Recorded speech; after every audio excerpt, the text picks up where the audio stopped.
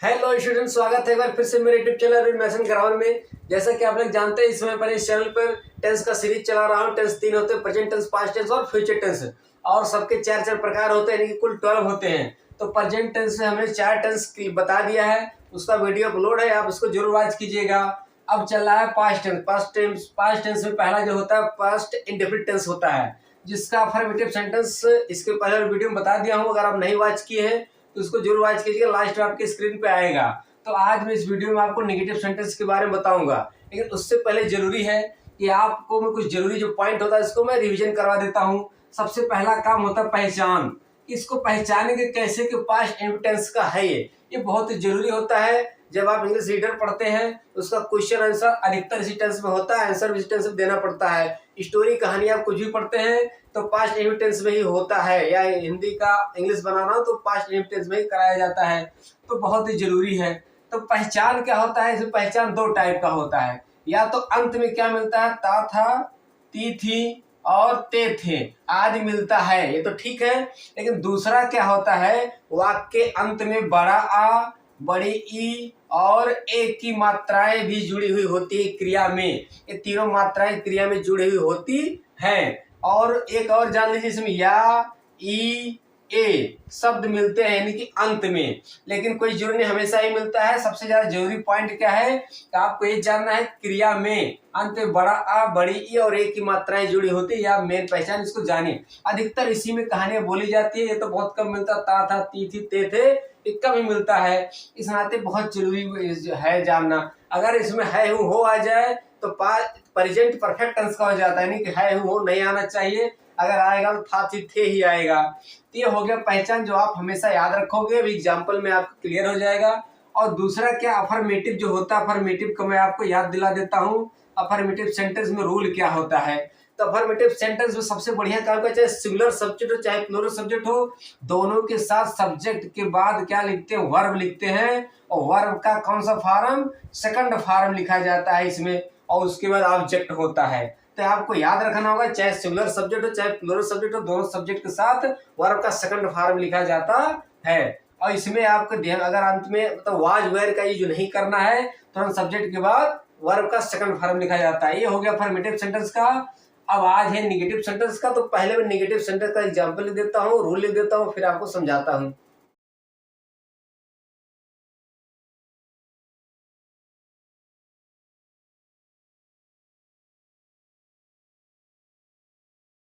तो स्टूडेंट, हमने negative sentence के बारे में लिख दिया, इसको समझा देता हूँ। इसमें सबसे अच्छी बात क्या है, देखेंगे सिंगुलर तथा प्लूरल दोनों सब्जेक्ट के साथ, यानी कि चाहे एक वचन करता हो चाहे बहुवचन करता हो, दोनों प्रकार के कर्ताओं के साथ, दोनों प्रकार के सब्जेक्ट के साथ, सब्जेक्ट के बाद नहीं कि इंग्लिश क्या लिखा जाता है, डिड नॉट लिखते हैं, यानी कि नॉट वरना लिख के क्या लिखते हैं, डिड नॉट लिखकर वर्ब का लेकिन कौन सा फॉर्म जो होता है, फर्स्ट फॉर्म हो जाता है। यानी कि अगर आपका अफर्मेटिव सेंटेंस है तो दोनों सब्जेक्ट के साथ वर्ब का सेकंड फॉर्म, लेकिन अगर नेगेटिव सेंटेंस है तो दोनों सब्जेक्ट के साथ वर्ब का सेकंड फॉर्म लिखते हैं, यानी कि नहीं कि इंग्लिश डिड नॉट लिखकर। अगर इसका आप देखेंगे, कंस्ट्रक्शन देखेंगे, तो सब्जेक्ट होता है और उसके बाद चाहे दोनों प्रकार से प्लस आप क्या लिखोगे, डिड नॉट लिखोगे, डिड नॉट प्लस वर्ब लिखोगे, लेकिन वर्ब का कौन सा फॉर्म, फर्स्ट फॉर्म लिखेंगे, और प्लस लास्ट में हमेशा ऑब्जेक्ट ही होता है। तो एग्जाम्पल ज्यादा समझ में आएगा। देखिए पहला एग्जाम्पल दिया, उसने मुझे गाली नहीं दी। तो देखिए अंत में गाली नहीं दी, तो गाली देना बात एक ही हो जाएगा। बहुत लोग देना का गिव और गाली का एबूज अलग अलग लिख देते हैं, लेकिन गाली देना बात एक ही है। तो गाली देना, देखिए क्रिया में क्या जुड़ गया है, बड़ी की मात्रा, हमने पहचान बताया है कि क्रिया में बड़ी की, बड़ा आ का और ए की मात्राएं जुड़ी होती है। ये नहीं हमेशा, कोई जरूरी नहीं कि हमेशा या, ई, ए ही आए, अधिक तो मिलता है, लेकिन ये भी आपको मेन पहचान क्या है आपको याद रखना होगा, 3 मात्राओं का। तो जब इसने होगा तो उसने, वह या उसने बात सेम होता, तुरंत आप इसका लिखोगे ही के बाद जब नहीं है तो नॉट वरना लिख के क्या लिखोगे, did not, he did not. गाली देने का होता है एब्यूज होता है, ABUSE, क्योंकि आपको फर्स्ट फॉर्म लिखना एब्यूज रह जाएगा। ही डिड नॉट एब्यूज, मुझे का क्या हो जाएगा, मी, फुल स्टॉप। वह प्रतिदिन स्नान नहीं करता था, इसमें देखिए ता था आ गया, डबल पहचान बता दिया है। तो ता था भी किस इसी टेंस का माना जाता है। तो वह का आप लिखोगे ही, फिर लिखेंगे ही के बाद जब निगेटिव है तुरंत आप क्या लिखोगे, डिड नॉट। स्नान करना, स्नान करना, देखिए इसमें डिस्टर्ब होते हैं बच्चे। स्नान करना का अलग, अब करना डू अलग लिखते हैं, लेकिन स्नान करना एक में ही रहेगा। जिससे आइल्स होता है bath, he did not bath, E भी लिखते हैं, ई जोड़ते समय हट जाता है, ही डिड नॉट बाथ।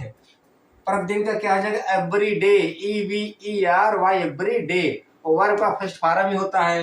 पिताजी अभी कार्यालय नहीं गए, इसमें देखिए एक ही मात्रा आ गया है, नहीं गए, गए मतलब जाना, एक ही मात्रा आ गया है। तो इसी टेंस का माना जाएगा। पिताजी का फादर ना लिख के क्या लिखोगे, द फादर लिखेंगे, द फादर के बाद नेगेटिव होने के नाते डिड नॉट लिखेंगे, डिड नॉट के बाद वर्ब ढूंढिए जाना, तो जाना की इंग्लिश गए मतलब जाना, गो फर्स्ट फॉर्म लिखोगे।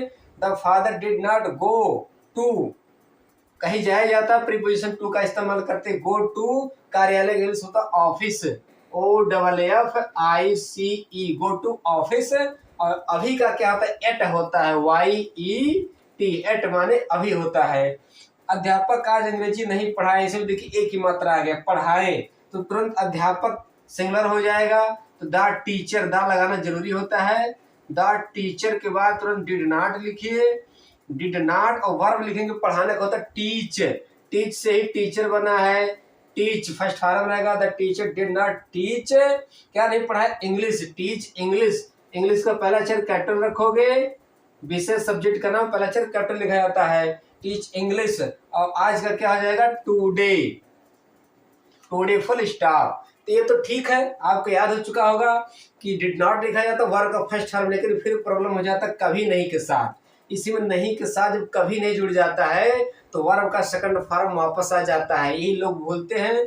तो मैं पहले नियम लिख देता हूँ, दूसरा नियम जो आपका निगेटिव में रूल 2 है, एग्जाम्पल, और उसको फिर आपको समझाता हूँ।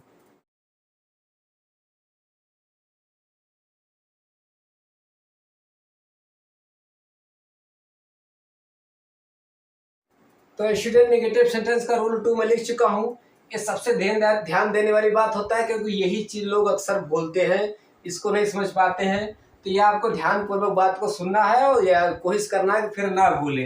देखिए यदि वाक्य में कभी नहीं शब्द आए, नहीं आता उसके बारे में तो बता दिया, डिड नॉट लिखते हैं, वर्ब का फर्स्ट फॉर्म लिखते हैं, लेकिन जब नहीं के साथ कभी जुड़ जाए, कभी नहीं शब्द आए, तो डिड नॉट नहीं लिखा जाता। डिड नॉट ना लिखकर नेवर लिखते हैं, यानी कि नेवर का मतलब ही कभी नहीं होता है। लेकिन किंतु इसमें एक क्वेश्चन आ गया, किंतु जब नेवर लिखते हैं, डिड नॉट ना लिखकर नेवर लिखते हैं, तो वर्ब का सेकंड फॉर्म वापस आ जाता है। फिर से जो अफर्मेटिव सेंटेंस में था सेकंड फॉर्म, वो नेगेटिव सेंटेंस में आ जाता है, लेकिन कब, नेवर के साथ, और सिर्फ जब डिड नॉट रहेगा तब फर्स्ट फॉर्म रहेगा। तो इसका कंस्ट्रक्शन आपको अगर लिखना होगा, समझना होगा, तो सब्जेक्ट प्लस आप डिड नॉट ना लिखे नेवर, नेवर प्लस वर्ब, लेकिन वर्ब का कौन सा form, second form plus object होता है। तो एग्जाम्पल ज्यादा समझ में आ जाएगा। उसने चोरी कभी नहीं की, तो देखेंगे कभी नहीं आ गया है, तो तुरंत वह है उसने बात सेम होता है, आपको लिखना होगा ही के बाद डिड नॉट लिख के क्या लिखेंगे, नेवर, नेवर के बाद आपको देखेंगे चोरी कभी नहीं की, तो चोरी करना एक ही हो जाएगा, चोरी का अलग करना का अलग नहीं लिखोगे। उसने चोरी कभी नहीं की, तो चोरी करना को होता है स्टेल, लेकिन आपको यूज करना है सेकंड फॉर्म, तो आपको याद होना चाहिए स्टील, स्टोल, स्टोलन, तो सेकंड फॉर्म हो जाएगा stole, STOLE। He never stole. अब ऑब्जेक्ट ढूंढिए, कुछ ऑब्जेक्ट इसमें नहीं है, कंप्लीट होगा, ही नेवर स्टोल। मैंने झूठ कभी नहीं बोला, तो मैं या मैंने बात एक ही होता है, तुरंत आप आई लिखोगे, आई के बाद जब कभी नहीं आया नेवर लिखोगे, आई नेवर। अब झूठ बोलना, तो टेल ए लाई होता है, टेल माने बोलना, झूठ का लाई, तो ये मिला के टेल ए लाई होता है, लेकिन आपको कौन सा फॉर्म लिखना है, सेकंड। तो टेल का टेल टोल्ड, टोल्ड होता है, तो I never told, TOLD, told a lie, lie माने झूठ, आई नेवर टोल्ड ए लाई, तो इसमें भी ऑब्जेक्ट नहीं है, तो ये भी कंप्लीट हो गया।